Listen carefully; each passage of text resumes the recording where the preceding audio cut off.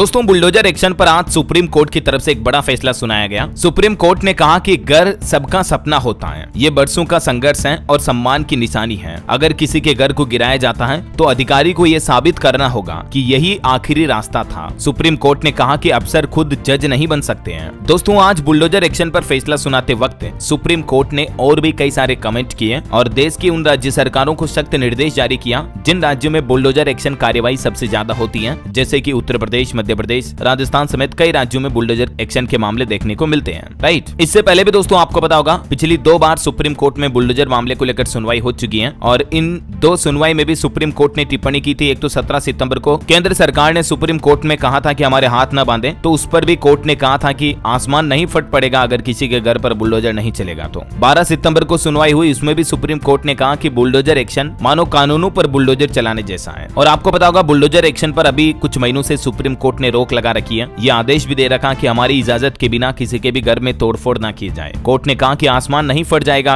अगर किसी का घर नहीं तोड़ा तो। और उसके बाद वाली सुनवाई पर सुप्रीम कोर्ट ने कहा था कि हम बुलडोजर एक्शन पर गाइडलाइन जारी करेंगे। उसके बाद सुप्रीम कोर्ट ने देश के कई एक्सपर्ट कमेटी के सुझाव भी मांगे और कहा कि सिर्फ आरोपी होने पर किसी का घर नहीं गिरा सकते हैं, यहाँ तक कि वो दोषी हो तब भी उसके घर को नहीं तोड़ा जा सकता है। क्योंकि सुप्रीम कोर्ट ने पिछली सुनवाई में भी ये कहा था, क्योंकि अगर घर का कोई एक बंदा, एक शख्स अगर आरोपी है तो उसकी सजा पूरे परिवार वालों को क्यों मिले। क्योंकि अगर मान लो एक किसी के घर का एक बेटा अगर अपराधी है, उनके घर को तोड़ा जाता है तो उनकी माँ, बाप, उनकी बहन, उनके दूसरे भाई वो कहाँ रहेंगे? क्या एक घर का सदस्य अपराधी है, इसकी सजा पूरे परिवार को भुगतनी पड़ेगी? ये तो वो वाली बात हो गई। तो आज दोस्तों सुप्रीम कोर्ट की तरफ से इस मामले को लेकर 15 बड़ी गाइडलाइंस जारी की गई और देश भर की सभी राज्य सरकारों को ये सख्त निर्देश भी दिए हैं। चलिए देखते हैं उन 15 गाइडलाइंस में क्या क्या सुप्रीम कोर्ट ने बातें कही। सुप्रीम कोर्ट ने यह भी कहा कि नोटिस दिए बिना कार्रवाई नहीं कर सकते हैं, 15 दिन का वक्त देना होगा। चलिए पॉइंट टू पॉइंट वाइज बताता हूँ आपको। पहला, नंबर 1, अगर बुलडोजर एक्शन का ऑर्डर दिया जाता है तो इसके खिलाफ अपील करने के लिए भी सामने वाली पार्टी को वक्त दिया जाना चाहिए। दूसरा,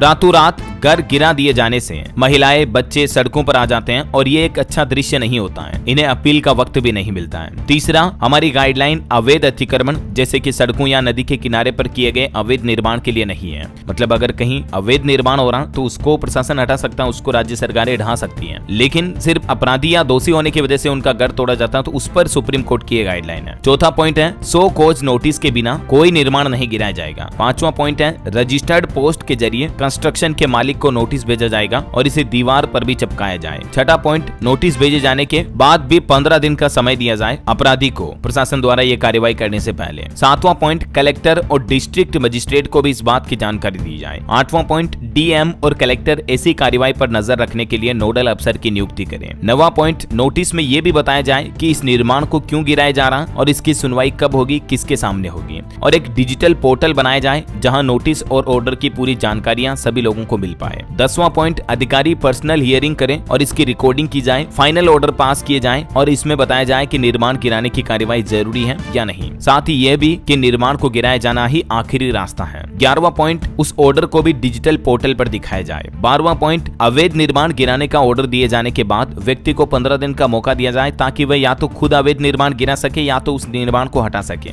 और अगर इस ऑर्डर पर स्टे नहीं लगाया गया तभी बुलडोजर एक्शन लिया जाएगा। 13वां पॉइंट, निर्माण गिराए जाने की कार्रवाई की वीडियोग्राफी की जाए और इसे सुरक्षित रखा जाए और कार्रवाई की रिपोर्ट म्युनिसिपल कमिश्नर को भी भेजी जाए। 14वां पॉइंट, गाइडलाइन का पालन न करना कोर्ट की अवमानना मानी जाएगी और इसका जिम्मेदार अधिकारी को माना जाएगा। उसे गिराए गए निर्माण को दोबारा अपने खर्च पर बनाना होगा और मुआवजा भी देना पड़ेगा बाकायदा। अगर गलत वजह से अगर किसी का मकान ढा दिया तो फिर अधिकारी और प्रशासन जिम्मेदार होगा। समझ गए हो? और गाइडलाइन का 15वां पॉइंट ये है कि हमारे डायरेक्शन सभी मुख्य सचिवों को भेजे जाए। तो ये आज देश भर की सभी राज्य और केंद्र सरकारों को सुप्रीम कोर्ट की तरफ से 15 गाइडलाइंस के पॉइंट जारी किए गए बुलडोजर एक्शन को लेकर। और दोस्तों सुप्रीम कोर्ट के इन फैसलों पर आपकी क्या राय है? क्या अपराधियों पर बुलडोजर कार्रवाई करना सही है या किस हद तक सही माना जा सकता है? इस पर आपकी क्या राय और विचार है मुझे नीचे कमेंट करके बताइएगा जरूर। और बाकी इस वीडियो को लाइक और शेयर करना, DLS न्यूज चैनल को सब्सक्राइब करके बेल आइकन जरूर दबा देना रोजाना ऐसे इन्फॉर्मेटिव काम की खबरें, महत्वपूर्ण समाचार देखते रहने के लिए। जय हिंद, जय भारत, वंदे मातरम।